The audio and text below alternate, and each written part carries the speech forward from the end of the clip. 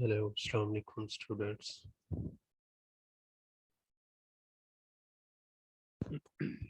आवाज़ आ रही है आपको मेरी?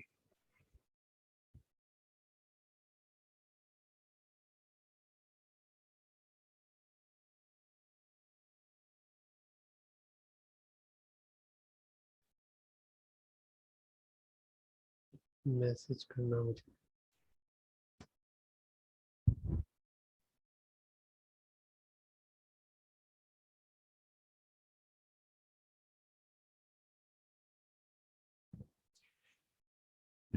बिस्मिल्लाहिर्रहमानिर्रहीम। कल तक हमने देखा था सॉफ्टवेयर इंजीनियरिंग की जो रिक्वायरमेंट्स होती हैं उनके लेवल्स, उनकी क्लासिफिकेशन, जिसमें लेवल्स देखे थे, 3 फेज देखे थे, उसके बाद उसकी क्लासिफिकेशन देखी थी, फंक्शनल नॉन फंक्शनल रिक्वायरमेंट्स देखी थी। आज देखेंगे इन रिक्वायरमेंट्स को गैदर कैसे करते हैं, इनका प्रोसेस क्या है। आज यही हमारा टॉपिक है।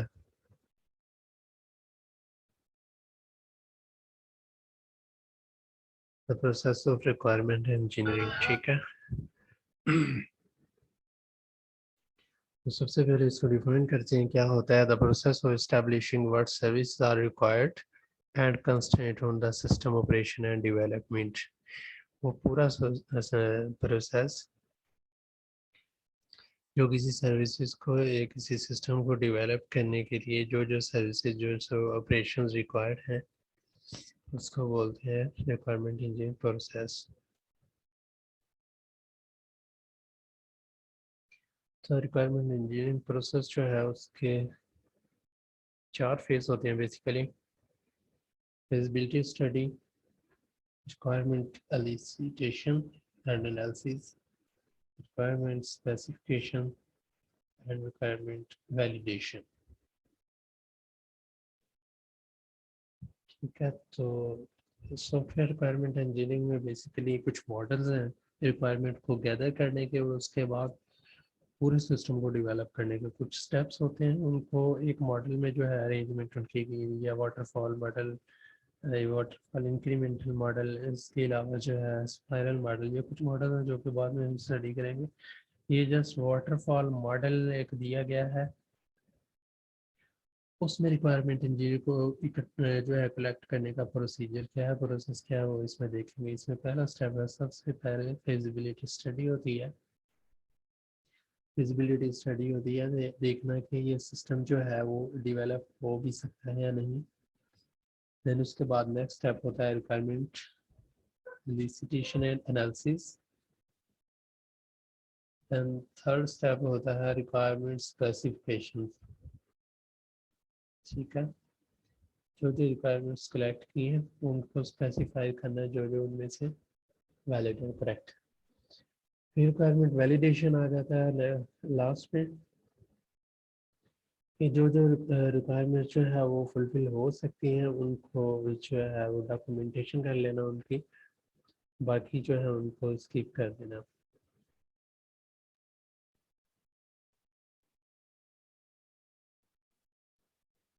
सो देखते हैं इसको। सबसे पहले है फिजिबिलिटी स्टडी।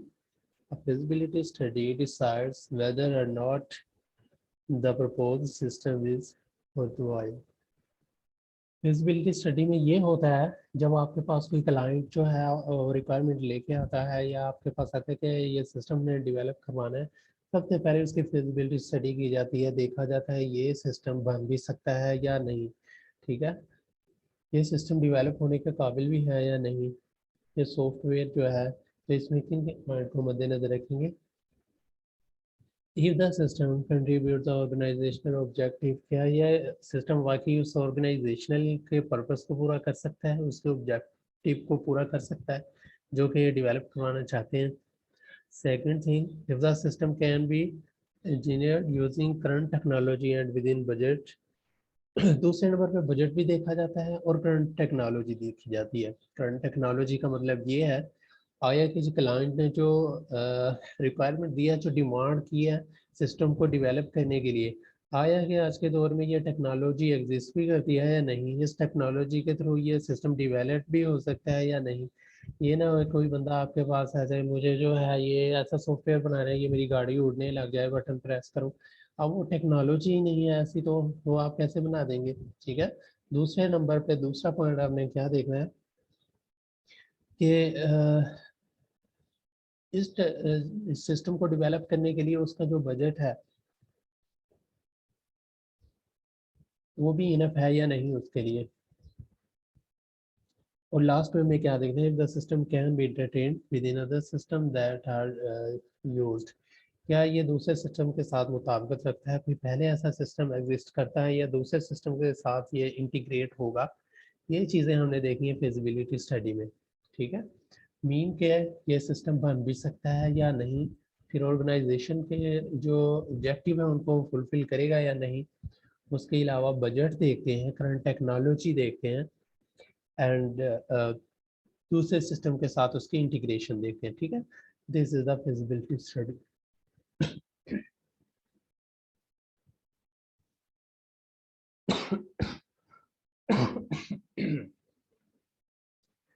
जो हमारे पास दूसरा स्टेप है उसके बाद रिक्वायरमेंट इंजीनियरिंग प्रोसेस में रिक्वायरमेंट एलिसिटेशन। ये क्या है? It is the practice of obtaining the requirement of system from user, customers and other stakeholders. देखिए, रिक्वायरमेंट एलिसिटेशन का मतलब होता है रिक्वायरमेंट्स को इकट्ठे करना, रिक्वायरमेंट्स को फाइंड करना, रिक्वायरमेंट्स को स्टेक होल्डर से, कस्टमर से, यूजर से, इन सब से कलेक्ट करना। That is requirement elicitation.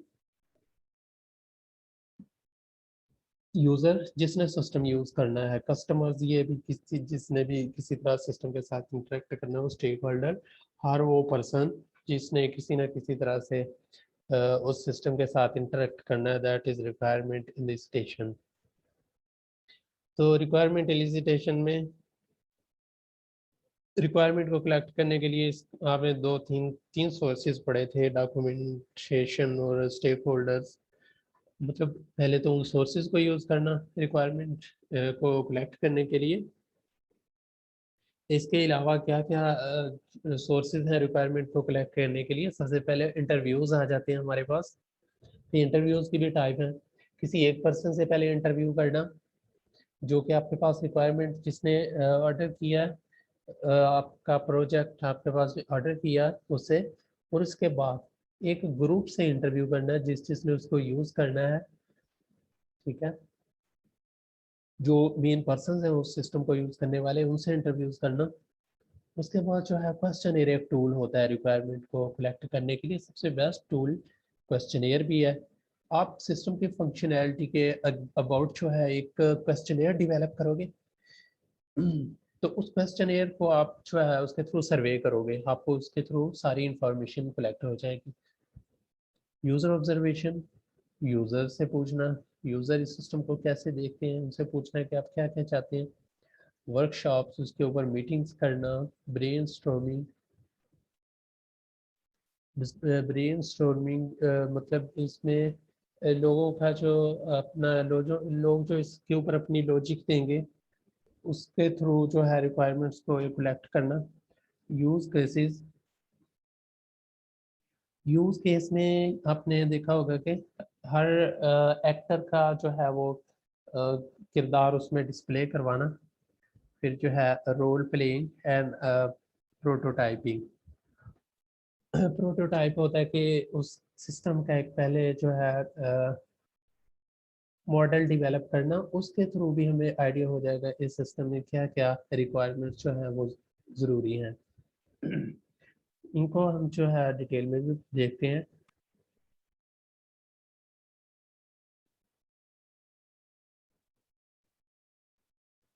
Requirement elicitation में जो है कुछ प्रॉब्लम भी आ सकती है रिक्वायरमेंट्स को कलेक्ट करते हुए। Problems of requirement elicitation, problem of scope, the boundary of system is still defined, the unnecessary details are provided. इसमें जो है कुछ गैर ज़रूरी रिक्वायरमेंट्स कलेक्ट हो जाती हैं, गैर ज़रूरी जो इंफॉर्मेशन है वो कलेक्ट हो जाती है। Problem of understanding, the users are not sure what they need. कि यूजर्स को एग्जैक्टली नहीं पता होता जब तक वो यूजर्स को तो सिस्टम बड़ी मुश्किल से यूज करना होता है, तो सिस्टम को डेवलप करने से पहले ही यूज बिल्कुल करेक्टली नहीं बता सकते कि उनको क्या चाहिए। Problem of validation, the requirement change over time. तो रिक्वायरमेंट जो है बाद में वो चेंज भी हो जाती हैं थ्रू। तो जो रिक्वायरमेंट एलिसिटेशन, जो रिक्वायरमेंट गैदर की प्रॉब्लम होता है, दोबारा से फिर उनको मैनेज करना पड़ता है, दोबारा से उनको एनालिसिस करना पड़ता है। रिक्वायरमेंट एलिसिटेशन कुछ गाइडलाइंस है कि रिक्वायरमेंट्स को कलेक्ट करने के लिए हम कौन कौन सी गाइडलाइंस को फॉलो करेंगे।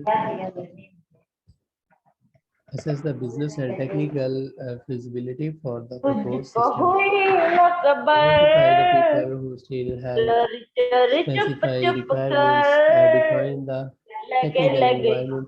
इसमें कुछ गाइडलाइंस आपने पढ़ लेनी है, मतलब कि कौन आंदा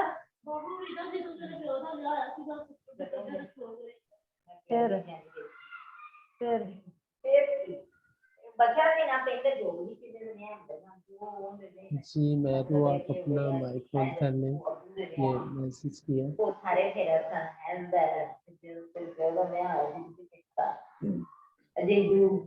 तो कुछ गाइडलाइंस है कि सबसे पहले वो बिजनेस और उसके टेक्निकल फिजिबिलिटी देखना उस सिस्टम को प्रपोज करने के लिए।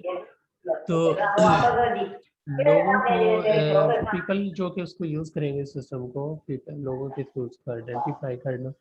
डिफाइन टेक्निकल एनवायरनमेंट, किस एनवायरनमेंट में उस सिस्टम ने जो है वो रन होना है। कंप्यूटिंग आर्किटेक्चर देखना, operating system like telecommunication needs, ये सारा सिस्टम। फॉर एग्जांपल आपने एक ऐप डेवलप करनी है या एक सॉफ्टवेयर लगा लें डेस्कटॉप का, आपने उसके टेक्निकल जो है वो एस्पेक्ट देखना कि इस सिस्टम का ऑपरेटिंग सिस्टम कौन सा है, इसका कंप्यूटर आर्किटेक्चर, इसकी जो है रैम वगैरह वो कितनी है, इसके ऊपर सिस्टम जो डेवलप करने जा रहे हैं वो रन हो सकेगा या नहीं, ऐसा ये सारी चीज़ें इसमें देखना। इसको बोलते हैं डिफाइनिंग टेक्निकल एनवायरनमेंट।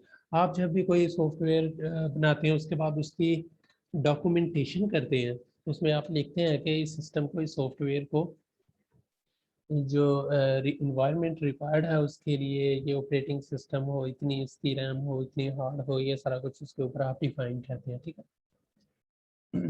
समझ आ रही है सबको? ये रिक्वायरमेंट गैदरिंग, ये गैदरिंग का प्रोसेस है पूरा। इसका बेसिकली मकसद क्या है, आप एक सॉफ्टवेयर बना रहे हैं, तो सॉफ्टवेयर बनाने से पहले आप उससे पूरा जो है रिक्वायरमेंट को कलेक्ट करने का प्रोसीजर है वो स्टडी कर रहे हैं। अब आपने रिक्वायरमेंट एलिसिटेशन में रिक्वायरमेंट्स को कलेक्ट कर लिया, ठीक है, डिफरेंट गाइडलाइंस को फॉलो करते हुए, डिफरेंट फेजेस में इंटरव्यूज, क्वेश्चनियर, किसी एक मेथड को यूज करते हुए आपने रिक्वायरमेंट्स को कलेक्ट कर लिया। अब उनका एनालिसिस करना, तज्जिया करना उनका, ठीक है। अब रिक्वायरमेंट एनालिसिस क्या है, determine whether the stated requirements are clear, complete, consistent and ambiguous. मतलब कि आपकी जो रिक्वायरमेंट्स हैं आवाज नहीं आ रही अभी? हेलो, अब आ रही है? सिग्नल ड्रॉप होते हैं यहाँ पे, चलें ठीक है। ठीक है, तो देखना कि ये रिक्वायरमेंट्स जो है ये कंप्लीट हैं, बिल्कुल क्लियर भी हैं, ये चीज़ें देखना है, इसको बोलते हैं रिक्वायरमेंट एनालिसिस।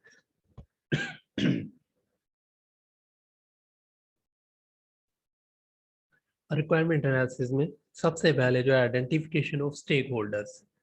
अब स्टेक होल्डर्स की आइडेंटिफिकेशन क्या है, इस सिस्टम को यूज किस किस ने करना है, या यूज करने के अलावा किस किस ने इंटरेक्ट करना है इस सिस्टम के साथ, that are the stakeholders. Then उनको आइडेंटिफाई करना, कौन कौन हो सकते हैं इस सिस्टम को यूज करने वाले, कौन कौन सिस्टम के साथ इंटरेक्ट कर सकते हैं, उनको आइडेंटिफाई करना, ये भी रिक्वायरमेंट एनालिसिस में आ जाता है। Stakeholders are the people are organisations that have a valid interest in the system, they may be affected by directly और इनडायरेक्टली। तो वो सारे लोग, ऑर्गेनाइजेशंस जो कि उस सिस्टम के साथ किसी न किसी तरीके से इंटरेक्ट करते हैं, डायरेक्टली या इनडायरेक्टली, ठीक है, that are the stakeholders. Stakeholders में include anyone who operate the system, तो स्टेक होल्डर्स में कौन कौन हो सकते हैं? कोई भी वो लोग जो सिस्टम को ऑपरेट करते हैं, anyone who benefits from the system, उस सिस्टम से उनको कोई बेनिफिट मिलता है, वो भी स्टेक होल्डर्स में आ जाते हैं। Anyone involve in the purchasing और प्रोक्योरिंग द सिस्टम, या उस सिस्टम को जो परचेज करने वाले लोग हैं वो भी स्टेक होल्डर्स में आ जाते हैं। People oppose to the system, negative stakeholders, जो कि उस सिस्टम की मुखालफत करते हैं कि नहीं हमें नहीं चाहिए, वो भी स्टेक होल्डर्स में ही आ जाते हैं। ठीक है, उनसे पता चलेगा कि ये क्यों आप जो है इसके अपोज कर रहे हैं, इस सिस्टम को क्यों नहीं आप, उनसे पता चलेगा, कोई ना कोई वो नेगेटिविटी देंगी उसकी।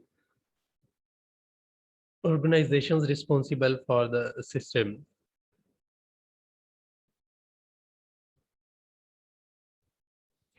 Stake holders interviews. तो इंटरव्यूज में रिक्वायरमेंट को कलेक्ट करने के लिए सबसे पहले स्टेक होल्डर्स का यूज़ किया जाएगा। Interviews are common technique used to requirement analysis. This technique can serve as means of obtaining the highly focused knowledge from different stakeholder perspective. तो इंटरव्यू के थ्रू हमें जो है डिफरेंट स्टेक होल्डर्स से different type का जो knowledge है उस सिस्टम के अबाउट वो मिलेगा और डिफरेंट रिक्वायरमेंट का पता चलेगा। तो रिक्वायरमेंट्स के कुछ टाइप्स हैं। कस्टमर रिक्वायरमेंट्स, फिर कस्टमर की क्या वांट है, क्या नीड्स हैं। उसके बाद आर्किटेक्चरल रिक्वायरमेंट, जिस सिस्टम के ऊपर इस सॉफ्टवेयर को अप्लाई करना है उसकी क्या डिमांड है, ये देखते हैं इसमें। ठीक है, ये सारा एनालिसिस में ही चल रहा है, सारा कुछ ये एनालिसिस में आएगा, रिक्वायरमेंट को एनालाइज करते हुए।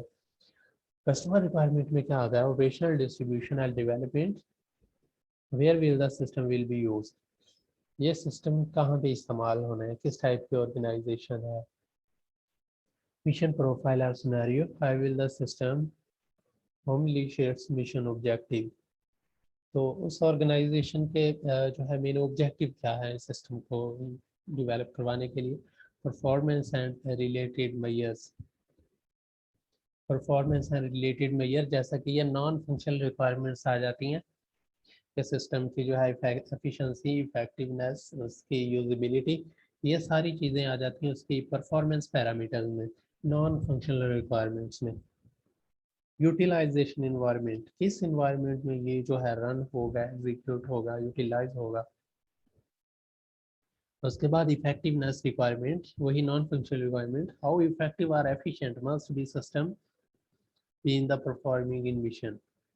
सिस्टम जो है किसी चीज़ को उसके जो ऑपरेशंस परफॉर्म करते हैं क्या वो विद इन टाइम वो परफॉर्म करता है या नहीं, that is the effectiveness of that system, जो कि सिस्टम का एक थ्रू टाइम होता है।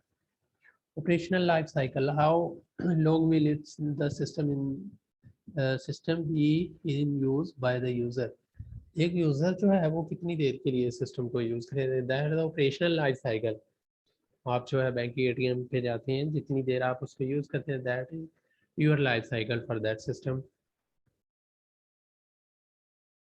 तो ये कुछ है इसमें। उसके बाद रिक्वायरमेंट एनालिसिस में एक दूसरी टाइप भी आ जाती है जिसको एनालिसिस करते हैं, आर्किटेक्चर रिक्वायरमेंट। आर्किटेक्चर रिक्वायरमेंट में फिर वही आ जाता है कि सिस्टम, जिस सिस्टम के ऊपर हमने इसको अप्लाई करना है या रन करवाना है जिस सिस्टम के ऊपर, उसका आर्किटेक्चर देखना, ये उसकी कंपैटिबिलिटी देखना, क्या ये सॉफ्टवेयर इस सिस्टम के ऊपर एग्जीक्यूट हो भी सकेगा या नहीं, इसके साथ कंपैटिबल भी होगा या नहीं। A formal description and representation of a system organized in a way that support reasoning about the structure of that system, blah blah blah, ये आपने स्टडी कर लेना। इसमें मतलब यही होता है कि ये सिस्टम इसके साथ कंपेटिबल है या नहीं, सॉफ्टवेयर जिसके ऊपर आपने अप्लाई करना है, इंस्टॉल करना। फंक्शनल रिक्वायरमेंट्स, जिसको हमने डिटेल में स्टडी भी किया था। फंक्शनल रिक्वायरमेंट्स क्या है? किसी भी सिस्टम की फंक्शनैलिटी, किसी सिस्टम में जो जो सर्विसेज प्रोवाइड करनी है, that are the functional requirements. मतलब जो जो सिस्टम आउटपुट देता है, that are the functional requirement. Defines functional functions of software system, किसी भी सॉफ्टवेयर सिस्टम के जो फंक्शंस हैं वो उसकी फंक्शनल रिक्वायरमेंट है।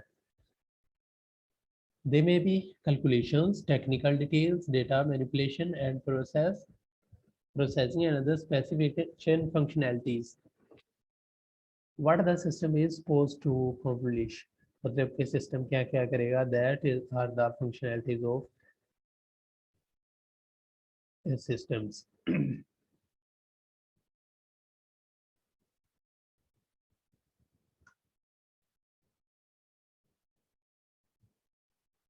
उसके बाद नॉन फंक्शनल रिक्वायरमेंट ये पहले functional requirement non functional requirement इससे पहले हमने देखा था architectural requirement and customer requirement ये क्लासिफिकेशन ऑफ रिक्वायरमेंट में भी आपने याद रखना है कि 4 टाइप्स हैं customer requirements architectural requirements functional requirements and non functional requirements ठीक है अच्छा ये तो था रिक्वायरमेंट एनालिसिस हमने क्या किया रिक्वायरमेंट्स को कलेक्ट कर लिया रिक्वायरमेंट का एनालिसिस कर लिया अब रिक्वायरमेंट को स्पेसिफाई करना रिक्वायरमेंट स्पेसिफिकेशन में क्या करते हैं वो रिक्वायरमेंट्स जो रिक्वायरमेंट जिस खास मकसद के लिए जिस पर्पस के लिए उनको स्पेसिफाई करना और उनको डॉक्यूमेंट करना software requirement specification hardware requirement specification तो जब आपने रिक्वायरमेंट्स को कलेक्ट कर लिया एनालिसिस कर लिया फिर उनको दोबारा फिर क्लासीफाई करना है तो वो रिक्वायरमेंट्स जिनको आपने सॉफ्टवेयर के लिए स्पेसिफाई करना है वो रिक्वायरमेंट्स जिनको आपने हार्डवेयर के लिए स्पेसिफाई करना है ठीक है उनको अलग-अलग से तो सॉफ्टवेयर की डेफिनेशन क्या है इसको एस आर एस डॉक्यूमेंट भी कहते हैं आप जब कोई फाइनल प्रोजेक्ट डेवलप करेंगे तब आपने ये बनाना होगा a software requirement specification SRS a requirements specification for a software system is a complete description of the behavior of a system to be developed ठीक है अब पूरा जो आपने एक सिस्टम डेवलप करना है ना उसके लिए एक डॉक्यूमेंटेशन होती है शायद आपने सुना होगा या आप नेक्स्ट ईयर में फाइनल जब आपका ईयर होगा उसमें फाइनल प्रोजेक्ट में आपको डॉक्यूमेंटेशन बनाना होगी उसको बोलते हैं एसआरएस उसमें आप क्या लिखते हैं पहले तो इंट्रोडक्शन लिखते हैं उसके अबाउट पूरा फर्स्ट चैप्टर में उस सिस्टम के अबाउट या उस सॉफ्टवेयर के अबाउट कि ये क्या है इससे पहले क्या टेक्नोलॉजी यूज़ हो रही है उसके बाद आप जो है उस सिस्टम की रिक्वायरमेंट्स को लिखते हैं उसके हार्डवेयर की रिक्वायरमेंट्स को लिखते हैं उसके बाद आप उसकी फंक्शनैलिटीज़ को डिफाइन करते हैं ठीक है तो सारी डिटेल उस डॉक्यूमेंट में आप लिखते हैं that is the SRS file so इसमें it indicate the set of use cases अब यूज केस क्या आप एक डायग्राम बनाते हैं सिस्टम की और उसके साथ जो एक्टर होते हैं सिस्टम को यूज करने वाले यूजर होते हैं उनके डायग्राम्स बनाते हैं कि फॉर एग्जांपल ये एडमिन है ये क्या क्या फंक्शंस परफॉर्म कर सकेगा उन फंक्शंस के साथ आप उसको वो एरो लाइन के साथ शो करवाते हैं कि ये एडमिन जो है ये फंक्शन परफॉर्म कर सकेगा लॉग इन कर सकेगा लॉग आउट कर सकेगा ऐड कर सकेगा डिलीट कर सकेगा आइटम्स को इस तरह से शो करवाना उसको बोलते हैं यूज केस डायग्राम्स ठीक है इसी तरह दूसरा आप जो है किसी यूज़र का शो करवाएंगे तो यूज केस डायग्राम्स इसके अलावा होती हैं क्लास डायग्राम्स उनके थ्रू आप पूरी उसकी डिस्क्रिप्शन देते हैं अपने सिस्टम की in addition to use case the SRS are the contain non-functional requirements such as performance requirements quality standard or design constraint ठीक है तो इसमें नॉन फंक्शनल रिक्वायरमेंट्स का भी सारा आपने डिफाइन करना होता है किसी को इसकी समझ ना आई हो बता दीजिएगा वेरी सिंपल डेफिनेशन है कुछ इतना मुश्किल नहीं है कि रिक्वायरमेंट स्पेसिफिकेशन क्या है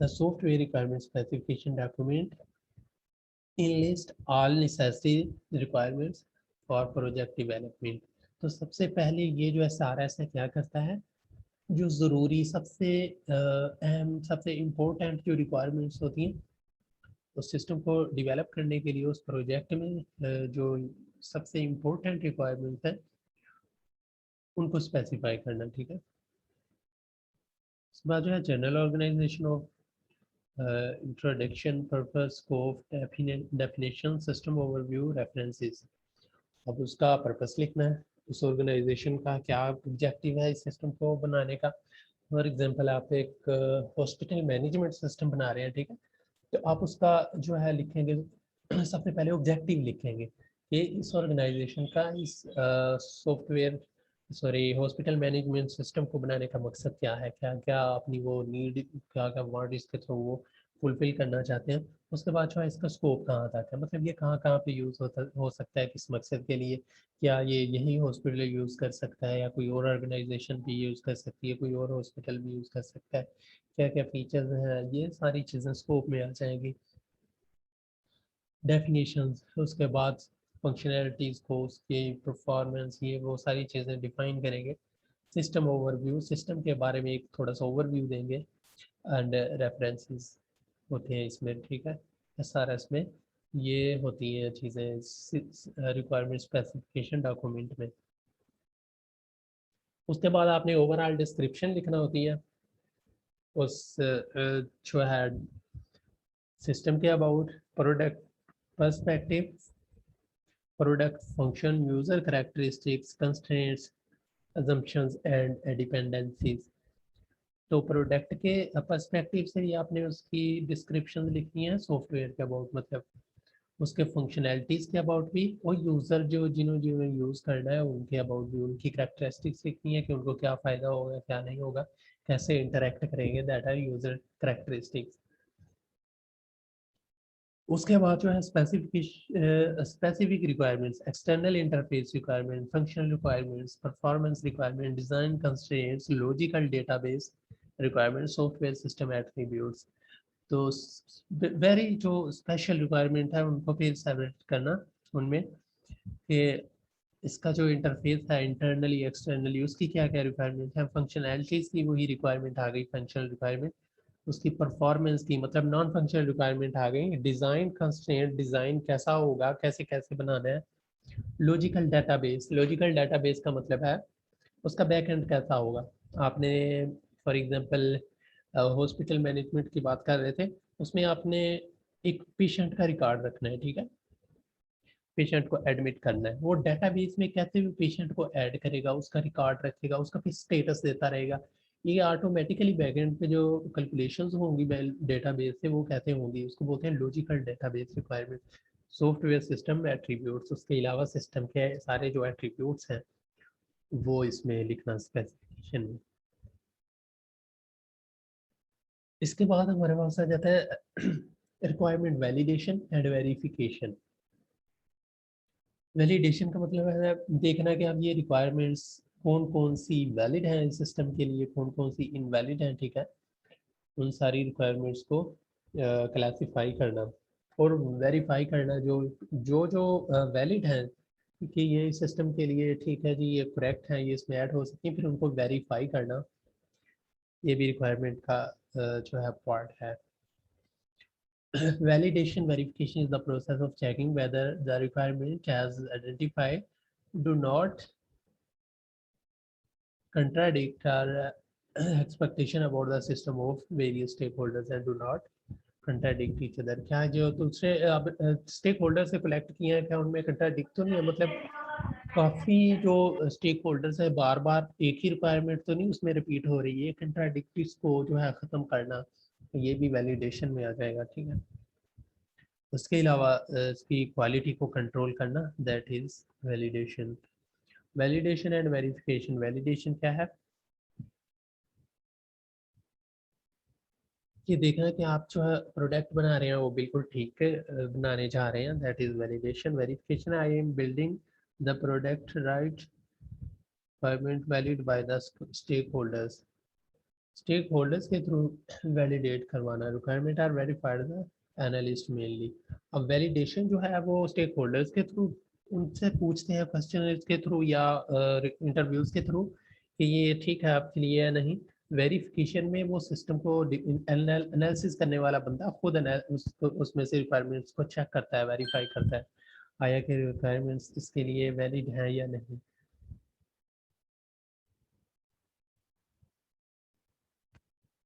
उसके बाद हमारे पास मोर अबाउट वैलिडेशन, बस कुछ भी नहीं है, यही आज का हमारा टॉपिक था।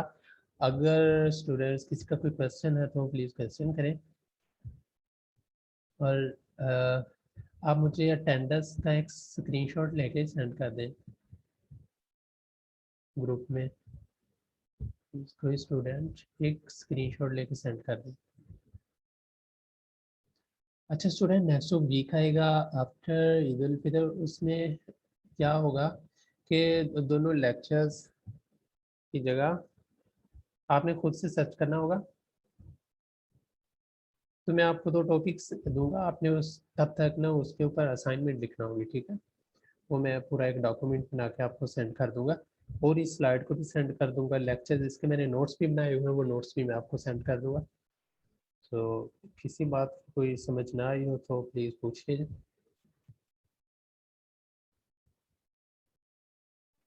सर